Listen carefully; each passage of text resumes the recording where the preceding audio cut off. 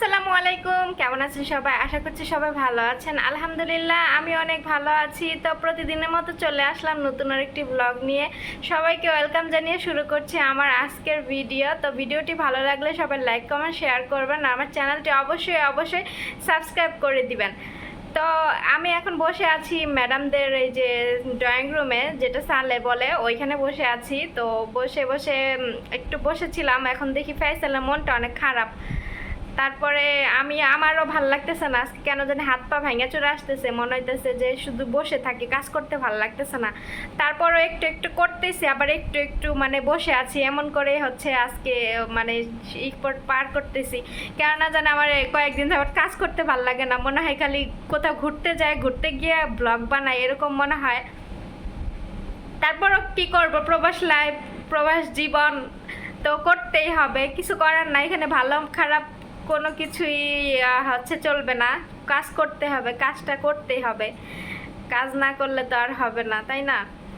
তো নিজের সংসার হোক আর পরের সংসার হোক কিংবা কর্মক্ষেত্রেই হোক, আপনার কাজটা করতেই হবে, কাজ ছাড়া কোথাও দাম নাই। নিজের সংসারেও কোনো কাজ ছাড়া দাম নাই, আপনার কাজ করতেই হবে। তো আজকে চলে আসছি হিজাব পরে। সবসময় আসলে এখানে এটা আরব কান্ট্রি, তো আমরা যেখানে যা হিজাব পরে যাই, আর হিজাব ছাড়া ভাল লাগে না, কেমন জানি খালি খালি লাগে। কিন্তু আমি আসলে হুটহাট করে ক্যামেরার সামনে চলে আসি, আর এখানে সবসময় আমি কাজ করি, সবসময় ওই পরিপাটি হয়ে থাকা যায় না। আমি যেভাবে কাজ করি, যে অবস্থায় থাকি, আমি সেই অবস্থায় হচ্ছে ক্যামেরার সামনে চলে আসি। তো মনে মনে আবার ভয়ও লাগে যে অনেকে হয়তো বলতে পারে যে একটা আরব কান্ট্রিতে থাকে কিন্তু হিজাব পরে না। আসলে না, আমি বলি না কখনো যে আমি খুব পর্দা করি, আবার আমিও বলি না যে আমি খুব মানে খারাপভাবে চলি, আমি আমার মতো করে চলি।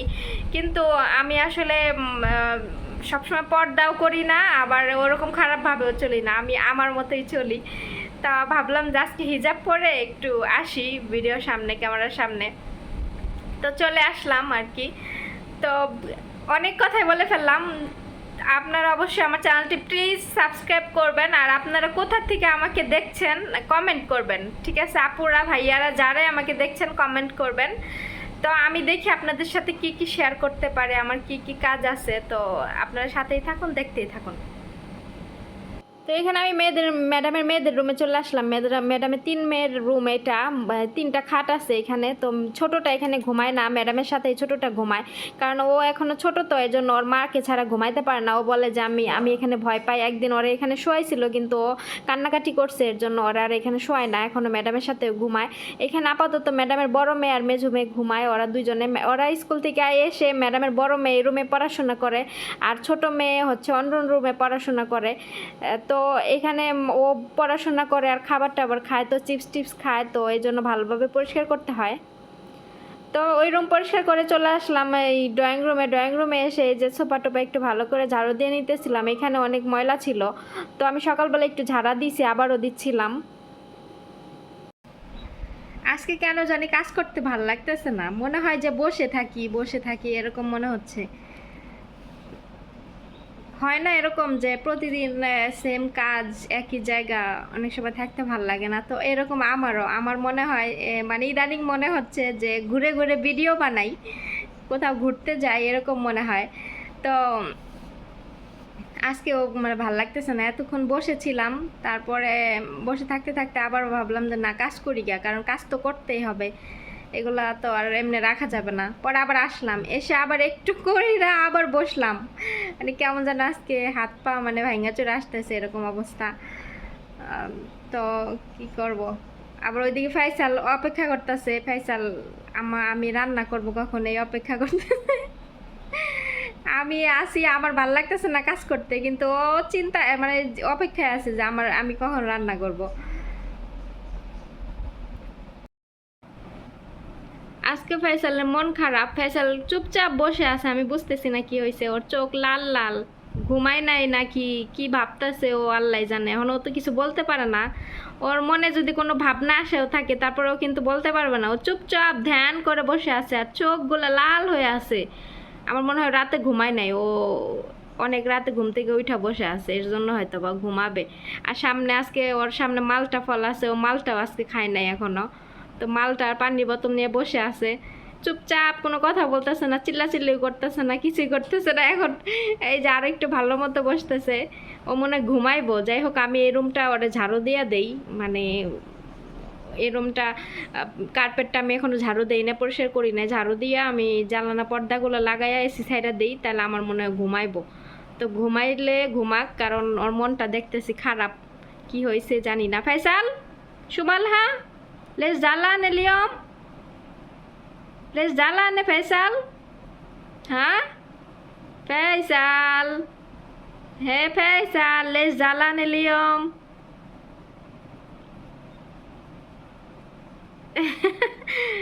চুপচাপ, মানে ওর চোখ একবারে মনে হইতেছে পানি চোখের মধ্যে আইসা রয়েছে, কান্না কান্না ভাব, এমন মায়াও লাগে দেখে। আচ্ছা যাই হোক, আমি আর কথা না বাড়াই, আমি ঘরটা পরিষ্কার করি আর ওরে ই করে দেই, তাহলে ও হয়তো ঘুমাবে। তো আপনারা সাথেই থাকবেন, দেখতে থাকবেন, আর প্লিজ আমার চ্যানেলটা সাবস্ক্রাইব করতে কিন্তু কেউ ভুলবেন না। যারাই আমাকে দেখছেন সাবস্ক্রাইব করে দিবেন, আর অবশ্যই কমেন্ট করবেন, লাইক করবেন। ওখানে দেখলাম ফয়সালের মন খারাপ, তো ভাবলাম ফয়সালকে তাড়াতাড়ি এই রুমটা কার্পেটটা পরিষ্কার করে দিই, এসি সাইডা দিয়ে ও যদি ঘুমায় তাহলে ঘুমাক, কারণ ওর চোখ দুইটা লাল দেখতেছিলাম, ঘুম ঘুম ভাবছিল, এই জন্য আমি তাড়াতাড়ি করে এই কার্পেটটা ঝাড়ু দিয়ে নিতেছিলাম।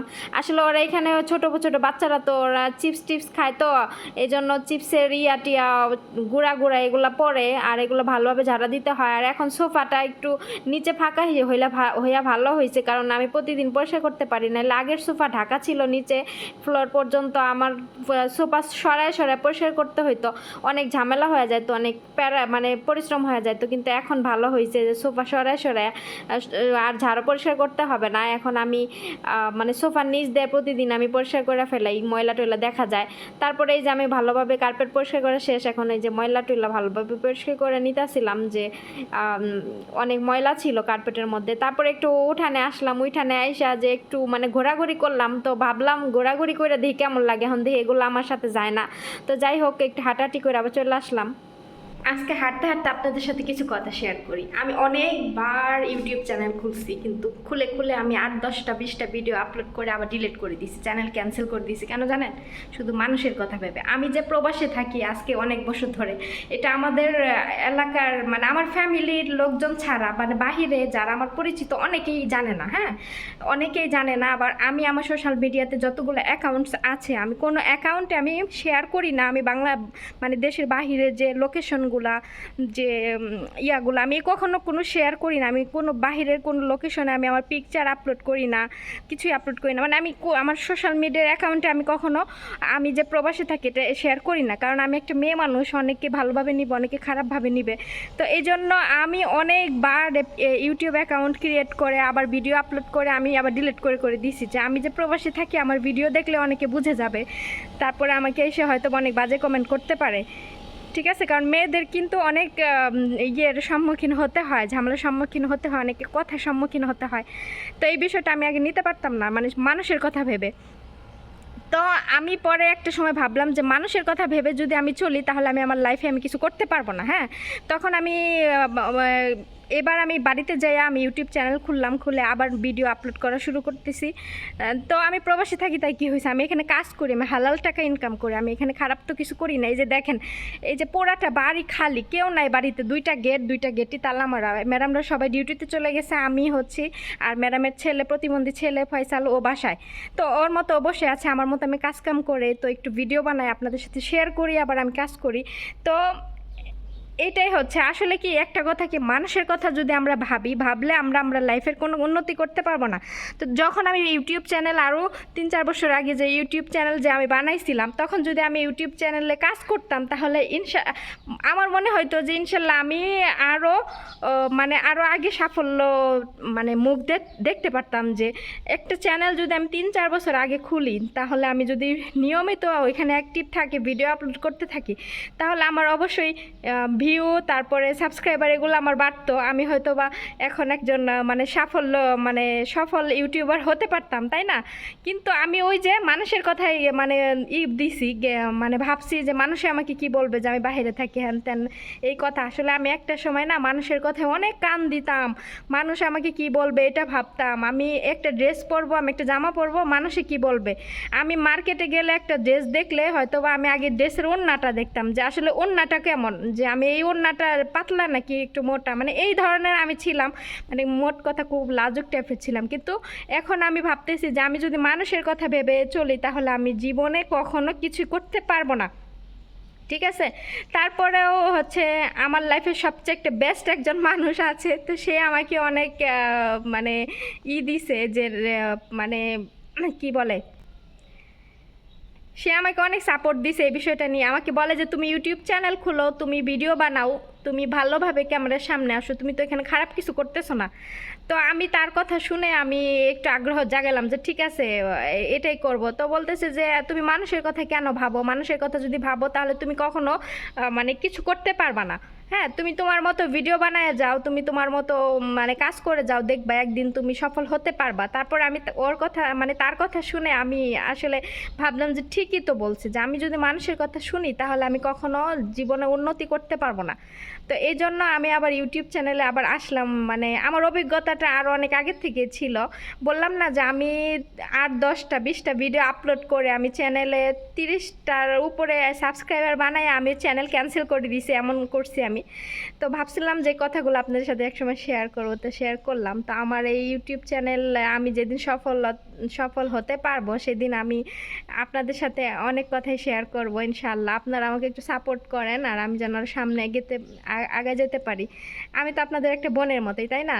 তো প্লিজ সাপোর্ট করবেন। আর আমার যদি কোনো ভুল দেখেন আমার ভিডিওতে তাহলে অবশ্যই আপনারা আমাকে ভুলগুলো ধরাই দিবেন যে আমি এই ভুলটা করছি, এরকম না ওইরকম, তাহলে আমি অবশ্যই আমার ভুলগুলো শুধরে নেওয়ার চেষ্টা করব। তো ঠিক আছে, সবাই ভালো থাকবেন আর আমাকে একটু সাপোর্ট করবেন প্লিজ। আর যারা অবশ্যই নতুন ইউটিউবার আসতে চাচ্ছেন আমার মতো, তারা অবশ্যই আগে ইউটিউবে আসার আগের থেকে মানে টেক চ্যানেলগুলো যে আছে, টেক চ্যানেলগুলো আগে ফলো করবেন। টেক চ্যানেলগুলোতে A to Z যা কিছু আছে সব কিছু ওখান থেকে শিখে নেবেন। তো ইউটিউব চ্যানেলে আসার আগে, একটা চ্যানেল ক্রিয়েট করার আগে অবশ্যই টেক চ্যানেল ফলো করতে হয়। টেক চ্যানেলে কিন্তু অনেক কিছু শেখার থাকে, যেমনটা আমি শিখেছি। আমি কিন্তু টেক চ্যানেলগুলো দেখেই যে ইউটিউব চ্যানেল খোলা, ভিডিও আপলোড করা, থাম্বনেল বানানো, চ্যানেল ভেরিফাই করা, এগুলো সব কিছু কিন্তু আমি ওখান থেকে শিখেছি। তো অভিজ্ঞতাটা আমার ওখান থেকে আসছে। এই জন্যই হচ্ছে আমি বলি যে যারা ইউটিউবে নতুন কাজ করতে চাচ্ছেন অবশ্যই আগে টেক চ্যানেলগুলো ফলো করবেন আর টেক চ্যানেলের ভিডিওগুলো মনোযোগ সহকারে দেখবেন।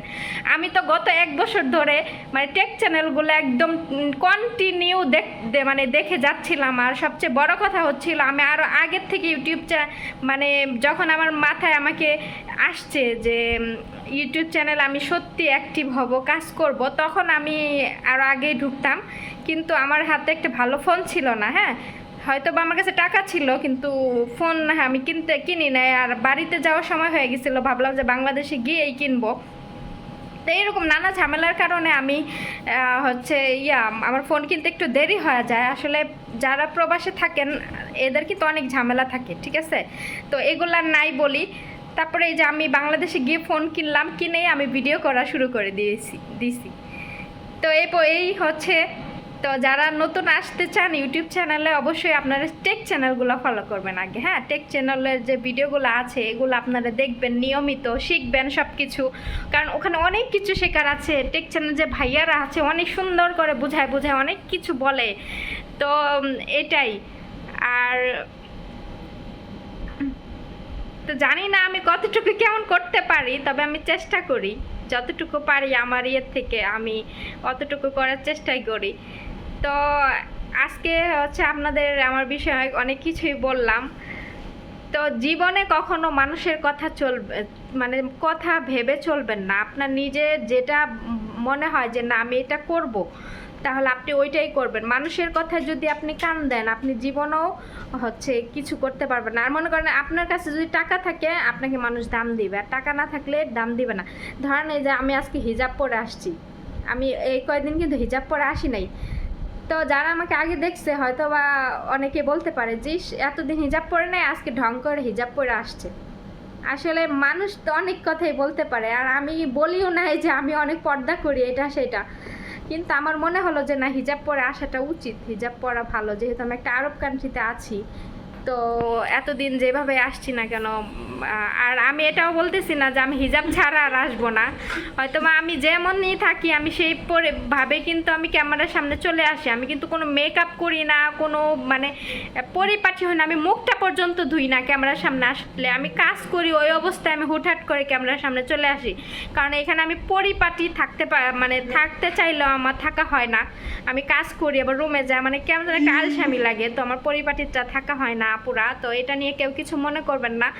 আর অবশ্যই আমার ভুলগুলো যদি কোনো ভুল হয়ে থাকে আমার কথায়, আমার ব্যবহারে কিংবা আমার চলাফেরায়, আমার ভিডিওতে, তাহলে অবশ্যই আপনারা আমাকে ধরাই দিবেন। তো আজকের ভিডিও এ পর্যন্তই। সবাই ভালো থাকবেন, সুস্থ থাকবেন, আল্লাহ হাফেজ। আর নেক্সট ভিডিওর জন্য আমার সাথেই আপনারা কানেক্টেড থাকুন, আর আমার চ্যানেলটি অবশ্যই সাবস্ক্রাইব করে দিন, আমার ভিডিওটি লাইক কমেন্ট শেয়ার করে দিন। সবাই ভালো থাকবেন, সুস্থ থাকবেন, আল্লাহ হাফেজ।